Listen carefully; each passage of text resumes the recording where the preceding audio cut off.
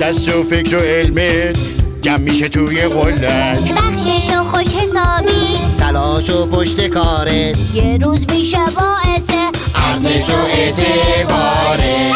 قصه های سواد مالی داریم، نقشه های درست و عالی داریم، راه رسیدن توی واقعیت به آرزوهای خیالی داریم.